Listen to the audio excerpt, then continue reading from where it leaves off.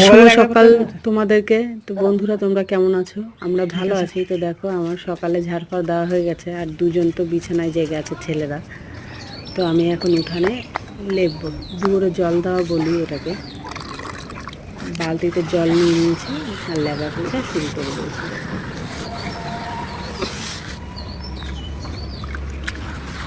তো এখানে জল দিয়ে আমি সোজা চলে যাবো রান্নাঘরে। রান্নাঘরটা পরিষ্কার করা হয়নি, ঝাড়পাত দিয়ে লেবা পোছা করবো রান্নাঘর। তো দেখো, রান্নাঘরে চলে এসেছি। এখানে তো ঝাড় দিয়ে নিচ্ছি আমি, এরপরে রান্নাঘরটা লেপে নেব।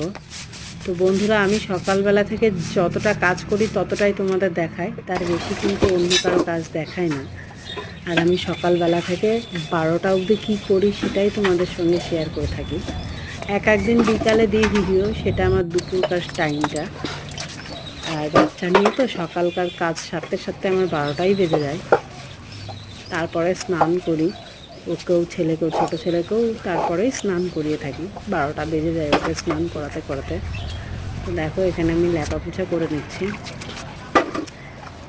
আমার কাজ ছাড়া সংসারে আরও কাজ থাকে, সেগুলো আমার কাজ ছাড়াও সংসারে আরও কাজ থাকে, সেগুলো অন্য কেউ করে। আরও বাড়িতে মানুষ আছে, কিন্তু আমি তাদেরটা দেখাই না, আমি আমারটাই দেখাই। তো দেখো,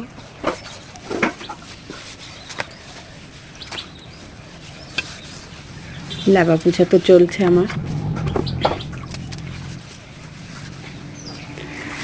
আর আমার ভিডিও যদি তোমাদের ভালো লাগে তাহলে অবশ্যই লাইক কমেন্ট করো, সাবস্ক্রাইব করে আমার পাশে থেকো।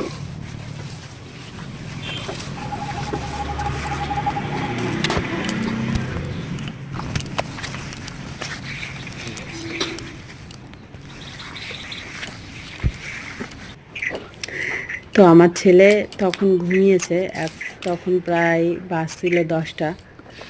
আমি তো এখানে মালা গাঁথতে লেগেছি। আজকে আমার রান্না বান্না ছাড়া অন্য কাজের ডিউটি পড়েছে, দেখতেই পাচ্ছ তোমরা। অনেক মালা গাঁথতে হবে। ছেলে ঘুমিয়েছে, এই ফাঁকে ঝটপট করে গাঁথার চেষ্টা করছে। মালা গেঁথে ও উঠবে যখন, তারপর ওকে স্নান করাবো। রজনীগন্ধার মালা গাঁথছি, কালকে সরস্বতী পুজো। এই মালাটা গাঁথতে অনেক সময় লাগে। তো দেখো,